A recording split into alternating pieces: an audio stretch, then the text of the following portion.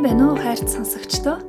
Мөн сэтгэлийн дэлгөөн нийлдэг найзууд минь та бүхэнтэйгээ эргэн мэдчилж байгаадаа маш их баяртай байна. За тэгээ суугтаа эргэн ирэх гэж нилээд их хугацааг замыг тууллаа. Энэ подкастыг хийх юмсан гэж хүсэж байгаа хэрнээ бичлэг хийж чадахгүй, эхлүүлж чадахгүй янз бүрийн шалтгаан олдоод нилээд их цааргалж агаад яг одоо ингээд зориглоод сууж байна. За тэгээд урам зоригоо жоохон бадраах гад ер нь би яагаад энэ бичлэгийг хийх хэрэгтэй лээ? Үүнийг хийж байгаа шалтгаан чи юу вэ гэд өөртөө сануулахын тулд YouTube сувгийнхаа мэдээллүүдийг шалгаад хараад сууж байна. За тэгээ эндээс юу харагддаг вэ гэхээр сонсогч та бүгдийн маань үлдээдэг халуун дулаан үгстэй комментууд харагддаг. За тэгээ энэ комментууд надад юуг ойлгуулдаг гэхээр за чиний хийж байгаа юм чин утга учиртай шүү.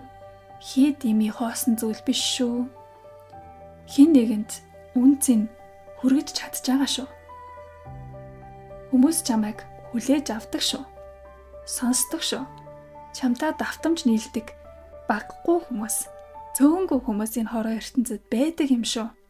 Дэлхийн өнцөг булан бүрээс магадгүй чиний шин дугаарыг оруулахыг хүлээгээд ингээд сэтгэл гаргаад гоё үг бичээд сууж байдаг юм шүү гэдгийг надад сануулж байна. За ойрт комментуудаа ч юм уу суугаас шалгаагүй байсан. Одоо ингээд харахад нөгөө л танил дотн гоё үгс маань хөөрч байна. За баярлаа гэдэг үгийг 3 удаа бичлэх нь яг л манай сувгийн нэг тарин болцсон юм шиг те, хүмүүс маань бүр бичээд датсан байдаг. Хилээд бас датсан байдгийн бэ нэлээ.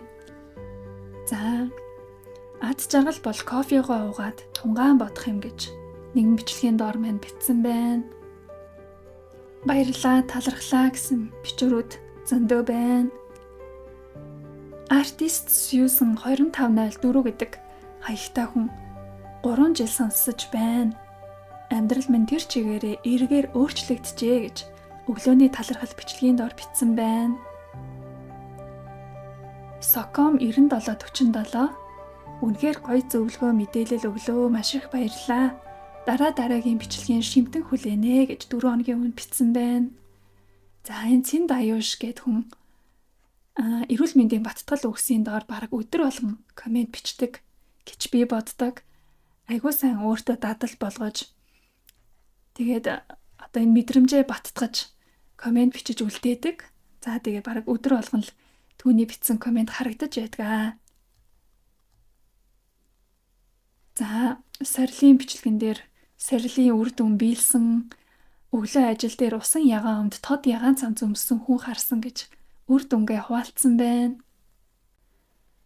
Үнэхээр надад эд шидийн гэмээр сайхан зүйлүүд их тохиолдсон шүү. Сонсож байхад баярлаа гэж Чамин Батмөнх бичсэн байна.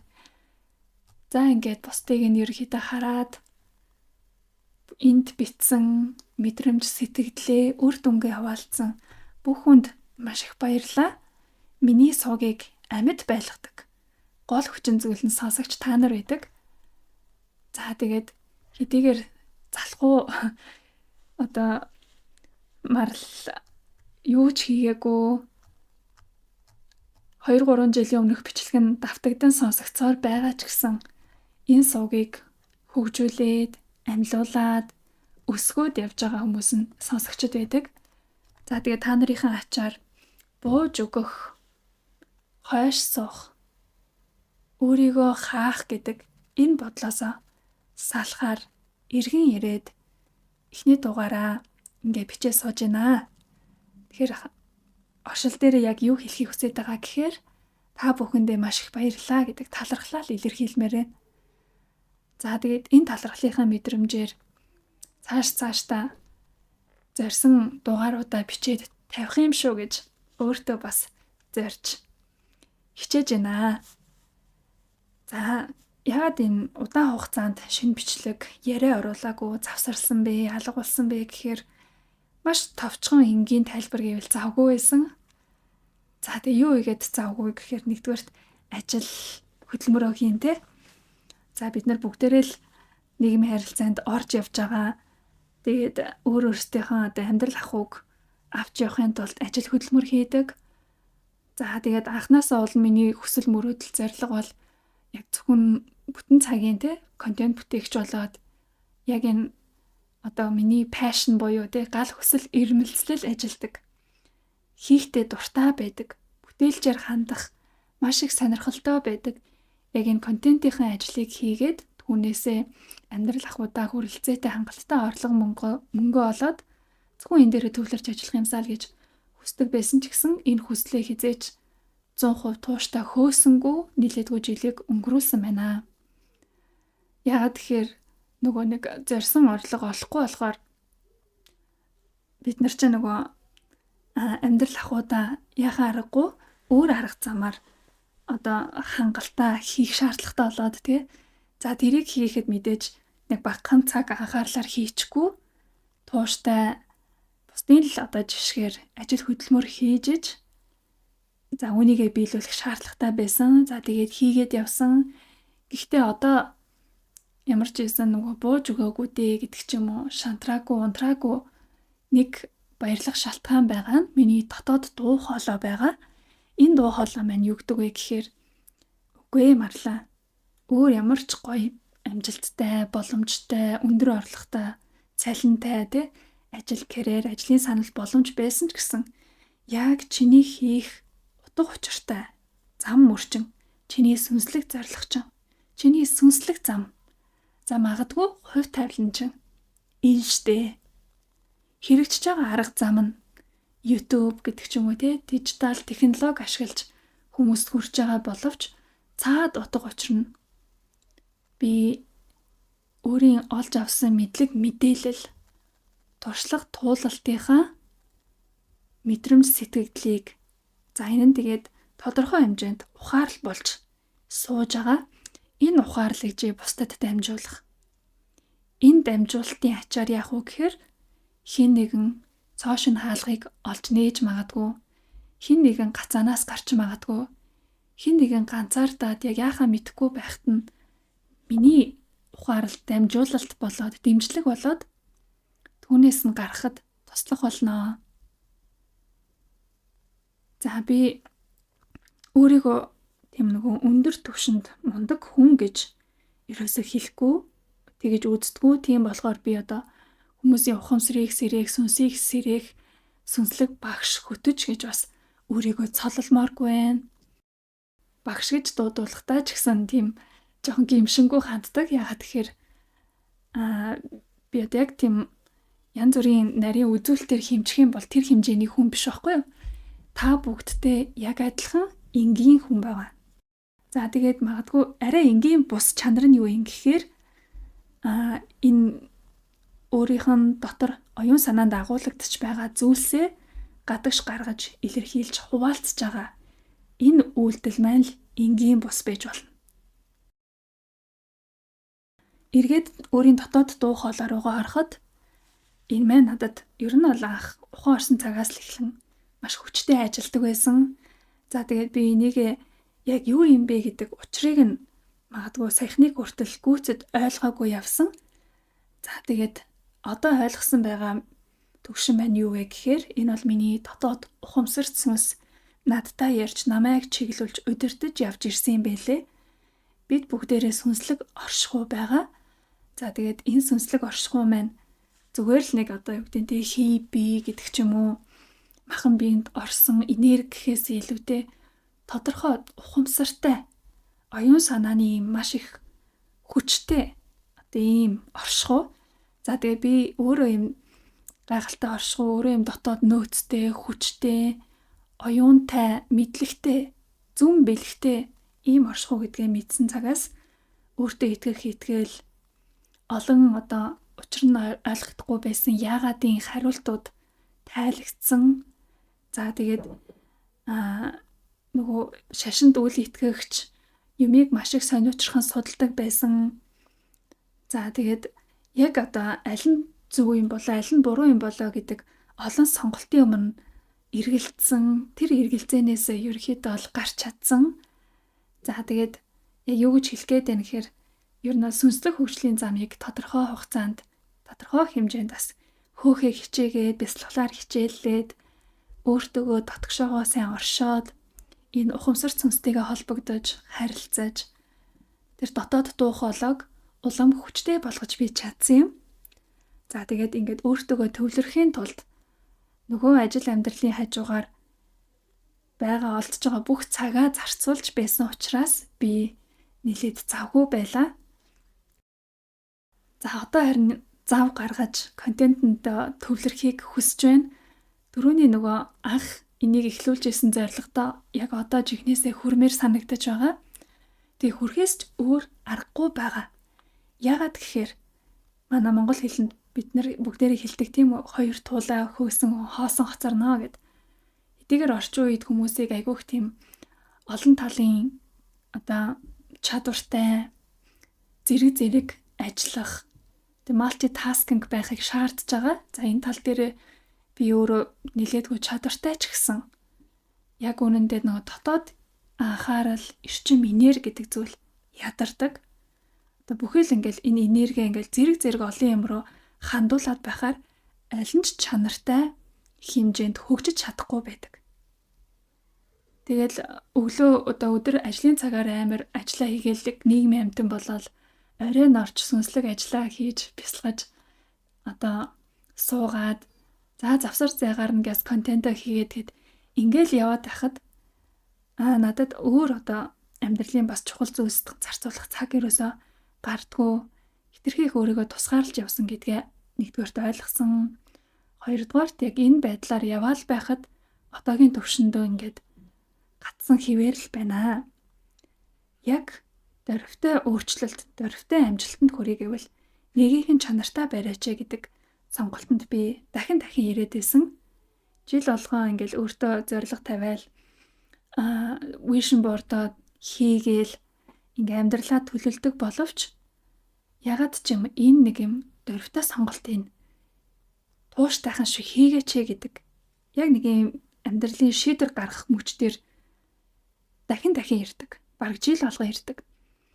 Тэгээ энэ нь яг юу хэлээд байна гэхээр магадгүй нөгөө миний хувь тавилан сүнслэг зам мөрөө хөөх байхад би тэрийг тууштай барьж явахгүй. За яах вэ? Ерөнхийдөө мэдж байгаа. Гэхдээ эхлээд энэ нэг ажлыг хийчээ, карьерийг хөөчээ. Эхлээд амьдрал ахуй материалын амьдралынхаа асуудлыг шийдээд дараа нь энийг хийгээд ингээд зөрөөд исэн юм байна лээ. Тэнгүүд дараа гэдэг зүйл ерөөсөө байхгүй. Магадгүй чи угаасаа анханасаа эсвэл яг одооноос эхлээд энэ зөв зам мөрөө хөөгд явах юм бол чиний тэр тойрч очиж хүрэх гээдсэн амжилт, төвшин, хэрэгтэй зүйлс чинь илүү өөр аргаар магадгүй илүү ойр дүт замаар чамд ирнэ штэ. Чи энэ л зөв замаараа явахгүй бол өөр хичнээн олон хаалхыг онгойлгож үзээд оролдоод цаг хугацаа өрсөн ч гэсэн саасандаа хүрч чадахгүй гэж байгаа юм шиг. ертөнц ягаад ч юм цаанаас нь ингээд миний амьдралыг эвлүүлээд тохируулаад байх шиг. Тэгээд хамгийн гол нь би үүнтэй сөрж биш, эвлэрч, ойлгож, давтамжийг нь дагаж амьдарч үзэх нь хэрэгтэй байна гэдгийг дотроо хүлээн зөвшөөрч сурч байгаа.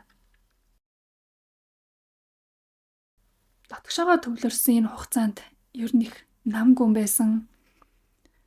Гэхдээ би энэ нам гүмийн цаана маш их итгэрэл, өөрийгөө хөгжүүлэлт, өөрийгөө боловсруулж ингээд өөрийгөө дахин олж байгаа юм шиг ингэж бүтээгдэж ирсэн. Хэдийгээр миний энэ өөрчлөлт, боловсрол, хөгжил гаднаас харахад хүмүүст мэдэгдэхгүй, энийг зөвхөн би л мэдээд байгаа ч гэсэн надад энэ нь дайчгүй хангалттай гэж санагдж байгаа. Яагаад гэхээр би өөрийнх нь доторх шүүмжлэгч дуу хоолойг унтрааж сурж байгаа.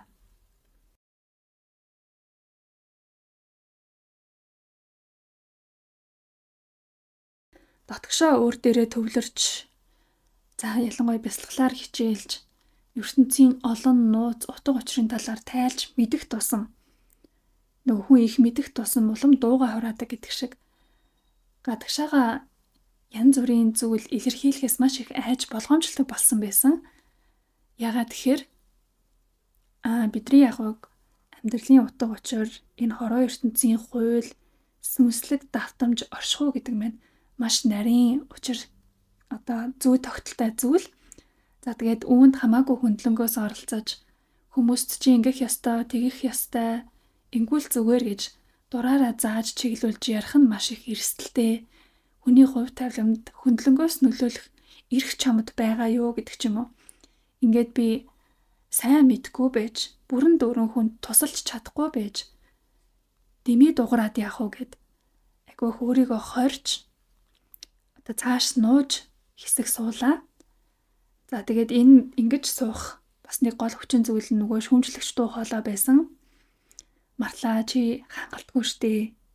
Чи өөрөө туулж үзээгүй, туулж дуусаагүй. Чи тэр хүний амьдралаар амьдарч үзээгүй. Чамд бусдад зааж зөвлөх эрх ер нь байгаа юу гэх мэтчлэнгээр дотроос мань ингэж хатгаж шивндэг байсан. За тэгээд тэр хатгаасанд итгэлтэй хариулах зүйл надад олдоогүй учраас за нэрэж тийм дээ. Би өөрөө түүхий бэжэж ингэж хамаагүй яриад бусдад тус биш ус болчихгүй дээ. Ер нь энэний оронд заавал хийх дуурах албатай биш чимээгүй л байжээ. Чанартай хийж чадахгүй бол хийхгүй байсан дээр гэх мэтчлэнгээр хойш сууж ирлээ.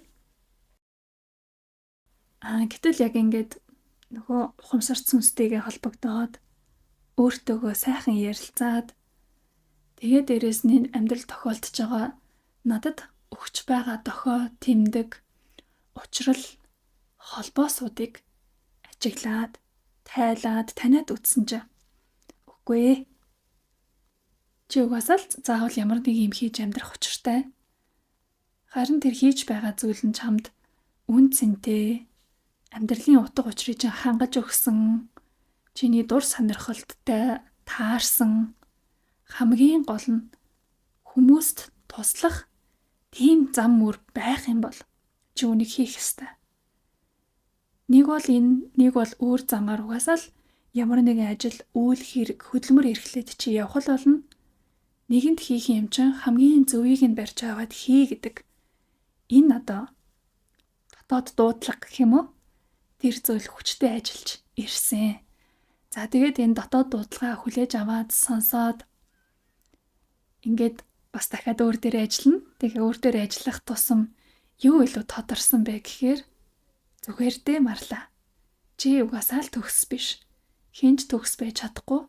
Бид зүгээр л ямар нэг зүйлээрээ илүү сайн байж чадна. Хүмүүс бид нар бүгд өөрсдийнх нь илүү сайн тэр чанараар, тэр чадвараар нэгэндээ харилцан тусалж бие биенийхээ хөгжлийн замд сайхан шатан болчих ёстой. Ямар нэгэн хинч яваагүй зам байлаа гэхэд тэгтээ тэр замаар явж ижил бид нар зөв хөгжлийн төвшөнд, зөв ухамсар, оюун санаа, аз жаргал энэ амьдралыг хамгийн бүтээмжтэйгээр гэх юм уу туулж дуусгах ёстой бол тэр туулалтын замд нь мөр гаргах, зам зурайлгах. Магадгүй бүр хивс шат дэвсэж өгөөд бусдыг араасаа дагуулах байдаг. Би ч бас өөрөө хин нэг зам мөрөөр бас дагаж явж байгаа. Тэгэхээр ингээд бид нар харилцан бие биедээ үйлчилж иж энэ амьдралыг илүү сайхнаар туулах болно. Харин чиний үйлчлэх зам юу вэ марлаа гэдэг энэ л асуулт хариултанд донд би эргэлдээд байсан байна. За тэгээд шүүмжлэгч дуу хоолойгоо үүнийг хийх хүчтэй шалтгаанаар дарж ингээд бичлэгээ хийгээд сууж байна гэсэн үг юм. Магадгүй таны дотор ч бас маш олон шүүмжлэгчүүд шивнээл хатгаал сууж байгаа ах За чи нэгэнт оройтсан, өнгөрсөн, эртхэн хийж ахгүй яасан. Тэр үед чи тийм сонголт хийсэн бол өдөөд ингэсэн байхгүй юу? Чамайг хэн сонсдгийг? Чи магадгүй нэгэнт 10 жил, 20 жил хийсэн ажлаа л хийгээд дуус гэдэг ч юм уу. Ямар нэгэн байдлаар таныг энэ бишээ, энэ надад нэг л сэтгэл ханамж, утга учирыг өгөхгүй байна гэд мэдээд байхад тэр замаас ч холдуулахгүй байгаа. Тэр замд ч гацаагаал байгаа. Нэг л байсан байранд ч уяад байгаа. Тийм дотоод шүүмжлэгч дуу хоолойнууд байвал яг л наад шиг. Үгүй ээ. яагаад би үүнийг хийх ёстой вэ гэдэг тэр шалтгааныг өөрөөсөө олоод тэр шалтгаанаа дотоод дуудлага болгоод өөрчлөлтийг хийх тэр хүчийг өөрөөсөө төрүүлээрэй. Магадгүй яг одоо таны өөрчлөлт хийх цаг чинь бас болсон болоод яг энэ миний бичлэгтээ огтлолцоод уучраад сонсоод сууж байгаа ч юм билүү. За тэгэхээр ер нь бол миний одоо цаашдаа тууштай хийгээд явах гол шалтгаан маань юу болж байна гэхээр марл гэдэг хүн төгс биш, мундаг гэгэрсэн багш одоо ямар нэгэн тийм зэрэг цолтой хүн бол ерөөсөө биш. Зүгээр л жирийн нэг эмэгтэй байх нь. Харин энэ жирийн нэг эмэгтэй өөрийнх нь ухаарсан, ойлгосон, мэдсэн сурсан зүйлээрээ дамжуулаад хин нэгэнд дэмжлэг болохыг хүсэж байгаа юм байна. Бусдад үйлчлэхийг хүсэж байгаа юм байна.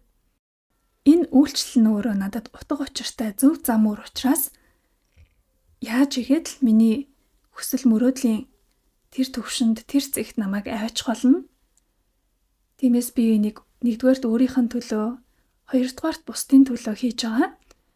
За тэгээд өөртөө зөв гэж бодсон зүйлээ хийж байхад энэ нь хин нэгэнд таалагдахгүй юу гэдэг нь чухал биш, буюу дараагийн асуудал. Угаасаа бид нэр төгс бус хин нэг нь өөрт чинь маш сайхан хөөрхөн харагдаж байхад өөр хин нэгэнд тэр ерөөсөө хөөрхөн биш байдаг. Хин нэгэнд энэ гурвалжин дүрстэй байх ёстой гэж бодогдож, үзэгдэж тэр нь бараг хууль мэт тархинд нь суусан байхад өөр нэгэнд үгүй энэ гурвалжин байж болохгүй шүү дээ. Дугуй дүрстэй байх ёстой байхгүй юу гэж бодож байгаа. Тэгэхээр магадгүй би гурвалжин төрлийн хүн бол надтай адилхан гурвалжин хүмүүс л намайг илүү хүлээж авч, тоож, сонсож, дэмжих байх. Тэгэхээр би бүх хүнд үйлчилж, бүх хүнд нөлөөлж чадахгүй. Гэхдээ би гурвалжин төрлийн хүмүүстэй ямар ч байсан холбогдоод хүрээд ах юм бэ? Магадгүй би угаасаа л гурвалжин одоо зам мөрийнхөө хөр заяагцсан юм байна. Тэгэхээр гурвалжингаа л хийх нь зөв. Би дөрвөлжин, дугуй, таван гушуу хэлбэртэй хүмүүстэй заавал ингээд нийцгээд, зөрчилдөөд, тэдрийг ялах гад ингэж өөрийнх нь цаг энергийг өрөх шаардлагагүй юм байна. Чи юу хийж чадчихээн? Чамд ямар боломж байна? Чамд ямар өгөгдөл байна? Тэрэн дээрээ ажиллаад босооч л гэдэг. Энэ мессежийг, энэ ойлголтыг би өөртөө их баталж, ухаарч одоогийн байдлаар явж байна. За тэгээд хөгжил гэдэг бол тасралтгүй явагдчихийдэг те. Магадгүй би маргааш юу ухаарч, маргааш би их юм болч сэрхийг мэдэхгүй. 5 жилийн дараа ямар төвшөнд юу ярихыг бас хэлж мэдэхгүй. Гэхдээ ямар ч л хэлсэн одоогийн төвшин гэдэг л хамгийн чухал юм байна. Одоо би хэм болсон, одоо би ямар хэмжээнд өөрийгөө боловсруулж хөгжүүлсэн. Би юуг таньж мэдж гин, ухаарч гин. Түүнийг л гаргана. Тэгээд энэ гаргаж байгаа зүйл маань нөгөөдрийн маралт арай буруу санагдаад дахиад засаад ярьж бас болно. Ямар ч л байсан бид нар бүгдээрээ яг л ийм төгс биш. Гэхдээ би төгс биш ч гэсэн үнэн байна. Чин сэтгэлээсээ оршиж байгаа маань л өөрөө хамгийн тод гэрэл юм байна. Би өөрийнх нь гэрлийг асааж, өөрийнх нь гэрлээр замчилж явна. Харин миний энэ гэрэл бусдад нэг дөл оч болон гялалцаад хэрэг болж ивэл тэр л надад үн цэнтэй утга учиртай байх юм аа. За тэгээд өнөөдрийн дугаараар өөрийнхөө 2 чухал эдгэрлийн тухай хуваалцахыг хүссэн юм. За эхнийх нь бол саяны дотоод шүүмжлэгч дуу хоолойгоос эдгэрч өөрийнх нь яаж ин дуудлагын дагуу ажиллаж амьдрахыг хүсэж байгаа энэ илэрхийллээ гаргалаа. За хоёр дахь нь болохоор хайр, сургамж, сэргэлт сэдвтэ бас нэг яриа байна. Чимээгүй байсан энэ хугацаанд бас миний амьдралд нэгэн хайр ирсэн. Тэгээд би энэ хайрыг бас л миний амьдралын нэг утга учир юм байна. Заавал огтлалцах ёстой зам мөр байсан байна гэж хүлээж аваад их итгэсэн, зүрхээ нээсэн. Энэ удаа бүтэн амьдрал эхлүүлнэ гэж. За энэ л магадгүй надад заягдсан жинхэнэ хамтрагч маань юм бах та гэж бодоод одоо нилээд их найдсан. Гэхдээ амьдралын одоо сургамж, ухаарал, үнэн гэдэг заримдаа их хатуу ирдэг. За миний энэ итгэл, сэтгэл, найдвар, мөрөөдөл маань нэгэн ёс зүйгүй сонголтын өмнө нурж унсан. Би уг нь нэг хүндээ дахиад итгэсэн боловч дахиад хуурдагдсан. Дахиж итгээд, дахиж гомдсон. Тэгээд дүнэлтний юусэн гэхээр би буруу хүнээс зөв зүйл хүлээсэн байна. Хүн заавал муу хүн байх ёстой. Буруу, тохирохгүй. За эсвэл одоо өөр ямар сүрэг тодорхойлтууд байна те. Тийм байхдаа гол нь биш юм байна. Зүгээр яг таарч тохирох гэдэгтэй гол нь юм байна. Тэгэхээр миний хувьд тэр хүн буруу хүн байсан. Гэтэл би тэр хүнээс гарах боломжгүй зүйлийг яаж вэ? Хүлээгээл найдаад байсан гэсэн үг. Тэгээд биш юм байна гэдэг энэ танил одоо хүнээ таньсан байдал ухаарлыг бол аз олгоод нэг их цаг алдалгүй хурдан хугацаанд хийсэндээ одоо бол сэтгэлд таатай байна. Хэдийгээр гондож харамссан, гунигэлсэн, сэтгэлээр унсан асуудлууд их байгаа ч гэсэн энэ удаа би харамсаад, гунаад, унаад дуусахгүй. Энэ бол надад нэгэн том ухаарл болж ирсэн. За би тэгэд өнгөрсөн шархаа өөрөө бүрэн эдгэж чадаагүйгээ мэдэрсэн мөч байсан. Яагаад ингэж одоо өвдөө, яагаад магадгүй хүмүүсийн нүдээр бол амьдралдаа алдчихлаа, буруу сонголт хийчлээ гэж харагдах ч. Миний хувьд бол тийм биш. Би юмыг ер нь бол өнгөрсөн цаг хугацаанд ямар нэгэн бурууг ерөөсөө өгдөггүй. Би тухайн цаг мөчтөө өөрийгөө сонсоод би үнийг хийх ёстой, ингээд үзье, хий гэж сонголт шийдвэрийг бүрэн ухамсартайгаар хийдэг учраас ерөөсөө өөртөө эргэлзэж өөрийгөө буруутгахгүй. Тэгээд ер нь алдаа гэж байдгүй, дандаа л туршлага, ухаарл гэдэг зүйл гарч идэг тийм өнгөрсөн цаг хугацаанаас. Тиймээс заавал туулах ёстой, ойлгох ёстой, өөртөө суулгах ёстой гэсэн ухаарлыг авахын тулд л энэ туулалтыг хийжээ гэж хүлээж авсан байгаа. Би өөрт төрсөн шархан дээр дахин гэрэл хасаахын тулд туулсан бүхнийг хүлээн зөвшөөрөхөөс өөр зам байгаагүй. Тэгээд би ойлгосон. Сэтгэлийн гүн шарах намайг эвдэж биш, бэлдэж байдаг юм байна. Энэ намайг унгахаар, өвтгөхөөр устгахаар одоо тохиолдсон зүйл биш. Харин энэ шарах за магадгүй энэ бол миний туулал. Энэ туулал нь өөрөө түүх болдог. Харин түүхээ хүлээн зөвшөөрөөд ямар ч сайнтай, муутай, том ангалтай, том шарахтай, өвдөлттэй байсан ч гэсэн түүхээ хүлээн зөвшөөрөх нь өөрөө миний гэрэл юм байна. Бид дандаа хонглын үзүүрт гэрэл, эсвэл гэрлийг дагаж, эсвэл өөрсдөө гэрэл болж амьдрахыг ер нь ол зорьдог, хүсдэг, тэмүүлдэг. Харин тэр гэрлийг гаднаас биш яах нь өөрийнх нь дотроос олох ёстой. Өөрийнх нь дотор байгаа магадгүй эхлээд нэг дүлт хөдий бүдэгхэн гэрлээсэн бол түүнийг маш том од мэт гэрэлтүүлж гялалзуулах нь бид нар өөр дээрээ хэр ажиллах вэ? Чи өөрийгөө хэр их хайрлах вэ? Өөрийгөө хэр их хүлээн зөвшөөрч дэмжих вэ гэдэг асуудал байдаг. Тэгээд энэ хүлээн зөвшөөрөл намайг юун дээр аваатсан гэхээр үнэн дээр аваачж байгаа.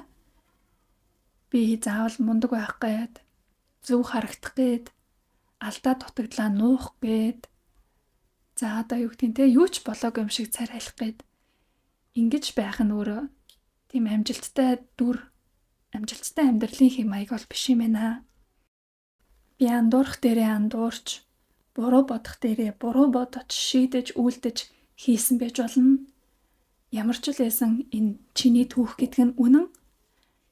Гэхдээ заавал одоо бусдаа харьцуулж бусад хүнийг гаргасан энэ үр дүн бол амжилтаа. Чи энэ үр дүнд хүрээгүй бол чи амжилтгүй хүнээ гэж бас өөрийгөө бодох нь дэмий зүйл юм бэлээ. Тэгээд би одоо өөрийгөө гэрлээ тодруулахын тулд өөрөөсөө сайн зүйлийг олж харахыг хичээлээ л дээ. За тэгсэн чинь миний сайн зүйлүүд юу юм гэхээр би их зөрөгтэй хүн юм байна. Би бууж өгөх дургүй юм байна. Би юмыг гайхаж энэ яадгийн бол энэ ямар учиртай бол яагаад тэгсэн бол гэж зүгээр ингэж хүлээж төвчдгүү. Харин учрыг нь олохоор тэмүүлдэг тийм эрэл хайгуул хийгч хүн. За тэгээ миний энэ дотоод уналдууд, эргэлзээнүүд, гомдлууд энэ бүхэн миний гэрлийг ерөөсө бүдгрүүлээгүй. Харин ч тодруулсан. Яа тэгэл надад улам их юм хүч тэмүүллийг төрүүлж өгч байгаа байхгүй. За би ингээд унахгүй шүү. Би учрыг нь олоод сансандаа хүрэхийн тулд надад юу хэрэгтэй вэ? Би өөрөөсөө юуг гаргах хэрэгтэй вэ гэд эрэл хайгуулаа бас хийгээд эхэлж байгаа. Яг энэ хайр сургамжнаас бас нэг зүйлийг ойлгосноо би хэн нэгнийг одоо бүхэлд нь хайрлаж эхлэхээс өмнө эхлээд өөрийгөө бүхэлд нь хүлээн зөвшөөрөх ёстой юм байна. Нөгөө өөрийгөө хайрл гэдэг үйлдэлтэй чинь энэ хүлээн зөвшөөрөл гэдэг алхам л хамгийн том одоо хүчин зүйл нь болж холбогдоод байгаа. Тэгээд одоо бусдыг хайрлаж ингээд бид нар яадгүй гэхээр бусдад таалагдах тэр хүний хүсэн хүлээс хүн нь болж бас дөрөө хувирах гад байдгийн бэ нэлээ. За тэгсэн чинь тэр дүр маань яг миний үнэн бас биш байж болно шүү дээ. Тэгэхээр би өөрийнхөө үннээсээ гажуудаад өөрийнхөө магадгүй зарим нэг үнэт зүйлээс ухрах шаардлагатай ч болж магадгүй. Тиймээс тэр бол өөрөө нөгөө утга учиртай, үн цэнтэй, цаашдаа маш гоё урган цэцгэлэх, үр өгөөж өгөх тийм харилцаа байж чадахгүй. Ягаад гэвэл тэр харилцаан дотор чинь би өөрийнхөө үннээр оршиж болохгүй байгаа дээ шүү дээ. Тэгэхээр би хин нэгэнтэй нийцэх, хин нэгэнтэй нэвтрэлцэх, таарч тохирохын тулд эхлээд өөрийгөө бүрэн таньсан байх ёстой мэн. Өөрийгөө маш сайнтай муутай те нөгөө нэг янз бүрийн өнгөтэй түүхтэй нь хүлээн зөвшөөрөх юм байна. Ингэж хүлээн зөвшөөрснөөр би өөрийгөө жинхнээсээ, чин сэтгэлээсээ хайрлаж чадж байгаа юм. Тэгээд өөрийгөө хайрлах хайраас чинь нөгөө юу ихтэх вүлээ? Өөртөө итгэх итгэл, урам зоригтой байдал, өөдрөг сэтгэлгээ, эрэг сэтгэл зүй гэд бүх зүйлээд үүн дээр түшгэлж иж цаашаа гарч байгаа тийм ээ. За тэгээд өөрийнх нь түүхээр яг юу илэрхийлэхийг хүссэн гэхээр мэдээж миний амьдрал танд хамаагүй, танд сонирм биш. Гэхдээ би үүнийг гаргаж илэрхийлснээрээ би ийм туулал тулаад, ийм төвшөнд очиод за тэгээд эндээсээ ямар ухаарл ойлголтыг аваад цаашдаа юу хийх вэ гэдг нь холбогдож байгаа учраас тайлбарлах хэрэгтэй байсан. За тэгээ нэг ингээд гаргаад ярьчихад бас надад өөрөө айгу тухтай. Тэгээ дараагийн бас дугаарууд бас энэ түүхтэй холбоотойгоор үүссэн учраас танилцуулах нь зүйтэй. За тэгээд ер нь бол миний сонсогчд их хвчлэн үнэнч сонсогчд байдаг те бүх дугааруудыг минь сонсдог. За магадгүй та 5 жилийн өмнөөс анх сонсож эхэлсэн бол намайг бас нилээдгүй уулзж байгаагүй ч гэсэн таньдаг болчихсон ч гэж мэдэн те. Тэгэхээр миний одоо өсөлт уналт хөгжил цэцгэлтэй хамт таач бас одоо өөртөө тусгаад бас зэрэгцээд хөгжиж явж байгаа гэдэгт би итгэлтэй байна. За тэгээ магадгүй бас надтай адилхан зүрхэндээ чимээгүй шарах тийгээд түүнийгээ яаж идгээх вэ гэд гайхаж байсан бол энэ дугаараас эхлээд би танд дахиад нэгэн чухал сэтгэлийн хань болж дэмжлэг арга замыг хуваалцж өгч чадах юм. Тэгээд энэ аялалд та өөрийнхөө бас сэргэх түүхээ бүтээгээсэй гэж хүсэж байна. За тэгвэл түүхээ бүтээхийн тулд юу хийх хэрэгтэй талаар одоо ярилцъя. Хинч хараагүйч, хинч мдэггүйч чи та дотроо эдгэрлийн төлөө явж байгаа. Хин нэгэнд хэлээгүйч шүн бүр өөрийгөө тайтгаруулах гэж хичээдэг байх. Имзэглээ нууж, зөрөгтэй дүр бүтээж, дотроо эвлэрч чадаагүй алдаануудаа чимээгүй л үүрч алхдаг. Гэхдээ өнөөдөр танд нэг зүйлийг сануулж хэлмээр байна. Чи та шүүмжлэгдэж биш, ойлгогдох ёстой хүн. Хин нэгэнд бус өөртөө хайрлуулж сурах хэрэгтэй хүн. Итгэрэл гэдэг ганц эмчилгээ биш, үннээ хүлээн зөвшөөрөх зориг юм. Таны дотор хин нэгэн ямар нэг дуу хоолой маш чанга ингэж шүүмжилж байж мэднэ. Чи дахиад л алдаж байна. Чи хангалтгүй. Чи хитэх оройтсан. Гэхдээ өнөөдөр тэр шүүмжлэгч шивнэтэй ингэж ярилцаад үзье. Харин тийм ээ, би төгс биш. Тийм ээ үнэн.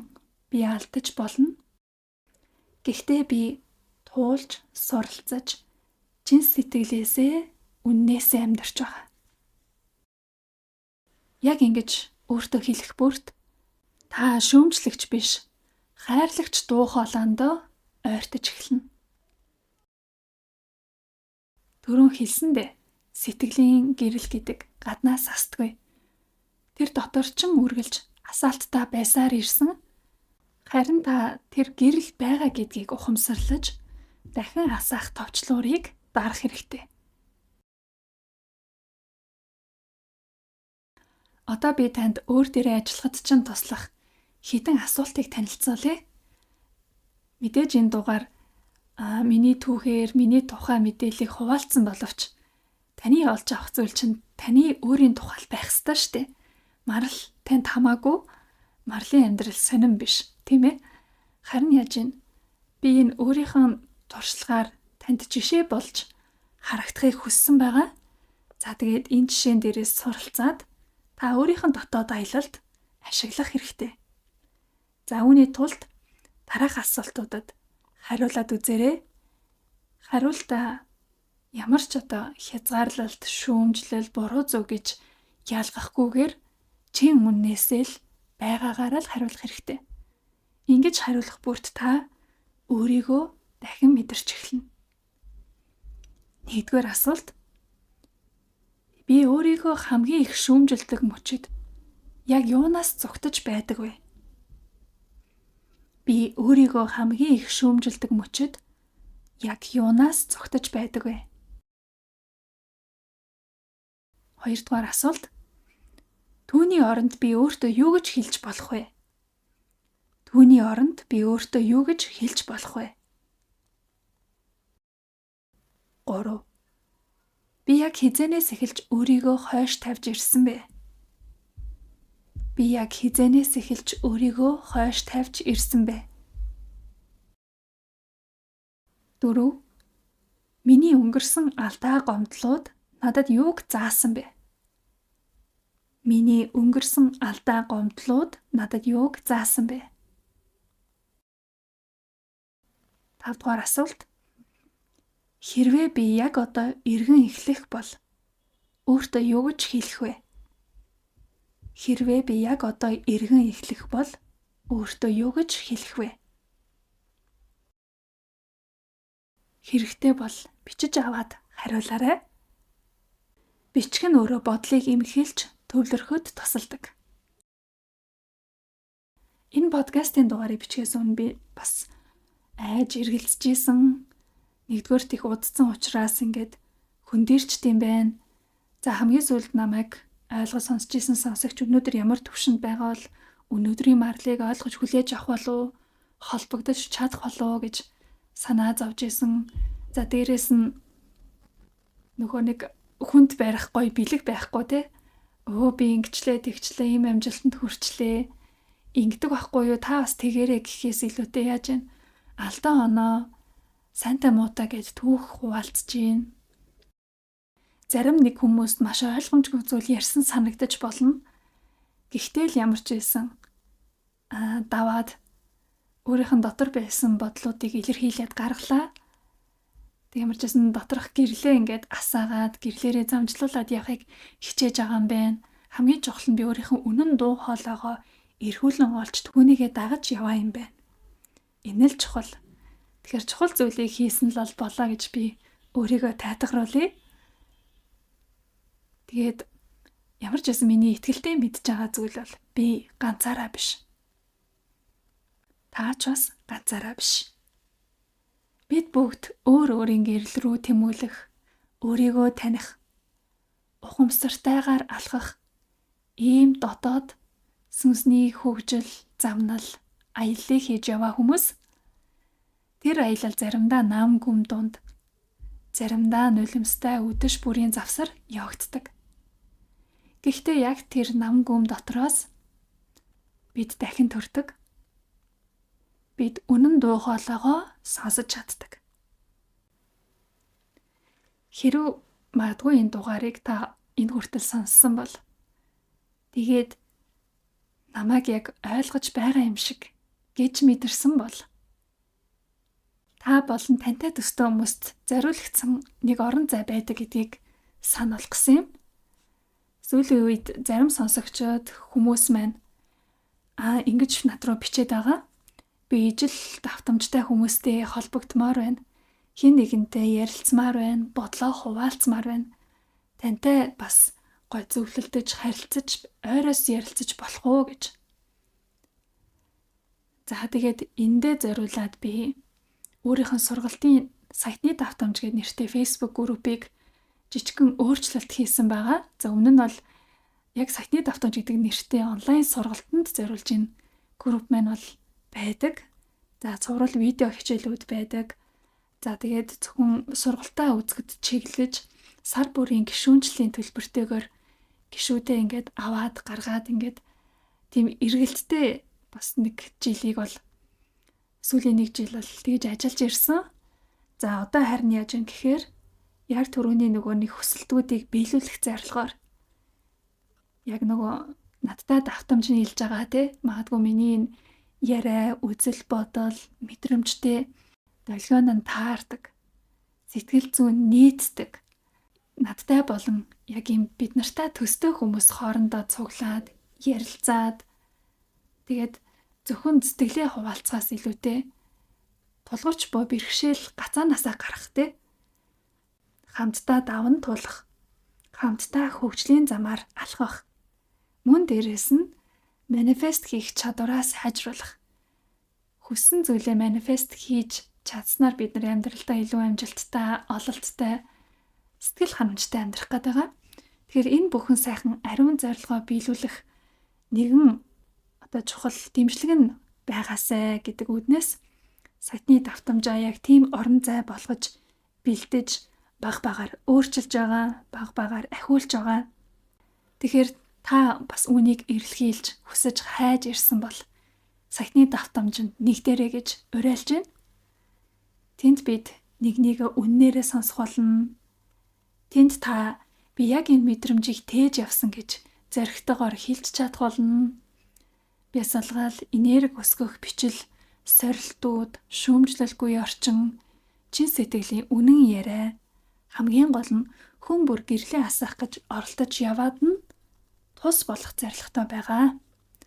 За тэгээд сайтны давтамжинд нэгдэх линк зааврыг бичлэгийн тайлбар болон комент хэсэгт оруулъя. Та бүхэн хараарай.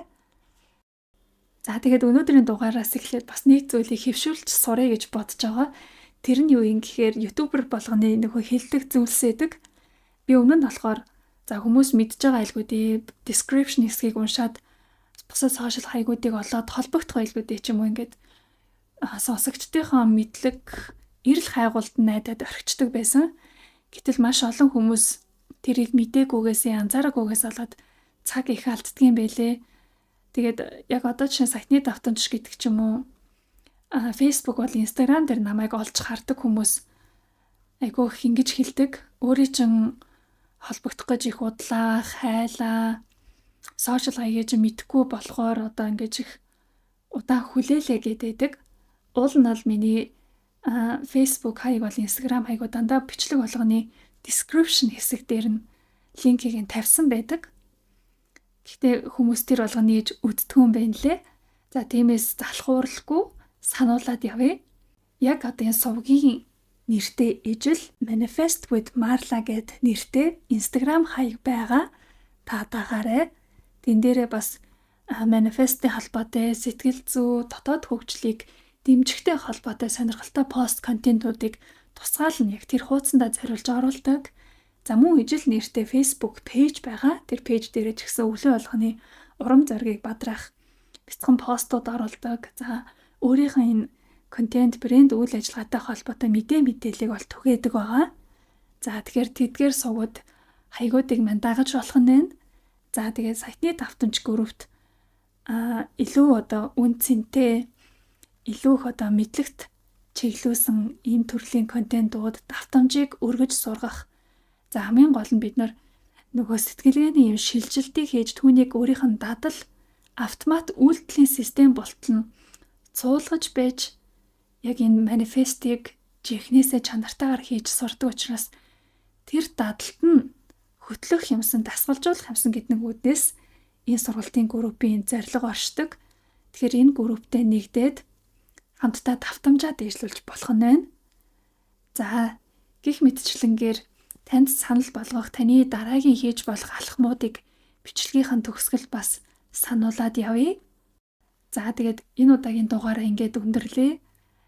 Ярих гэж бэлдсэн зүйлсээ ямар ч хэсэн нэг эвлүүлээд ярьлаа. За, ярианы бүтэц агуулга жоохон ойлгомжгүй байсан бол уучлаарай. Тэгээд яг ойлгогдоогүй хэсэгтэй эсвэл тодруулаагүй таны сэтгэлийн утсыг бас нэг л хүндсэн юм шиг хэрнээ нэг гүйцэд болоогүй эргэлзээ асуултууд байвал санаа зовлгүй бичээрэй. Комент бичгэд тухгүй байвал түрүүний хэлсэн Facebook болон Instagram хаягаар хувь чат бичээд холбогдож болно. Би ямар ч байсан одооноос эхлээд сонсогчтойгоо илүү нэгт холбоотой байхыг хичээе. Өөрийнхөө мэддэг чаддаг зүйлийг харангуй хуваалцъя гэж зорж байгаа учраас цаг олдох юм бол хариулаад санаа тавиад бичиж байгаа шүү. Өнөөдрийн дугаар чимээгүй нам гүн дунд байсан бяцхан зүрхнүүдийн хоорондын уулзалт байсан гэж найдаж байна. Хамтдаа ярьж, хамтдаа мэдэрч, хамтдаа цаашдаа гэрэл рүүгээ алхъя. Хүндэтгсэн марал хинч хараагүй байсан ч бид өөрсдийгөө эдгэж чадна. Дараагийн дугаараар азтай охины сэргэлт гэж юу болох, яагаад үүнийг хийсэн талаараа дэлгэрэнгүй ярьж хуваалцах болно. За, ингээд дараа уулзтлаа түр баяртай. Маш их баярлалаа.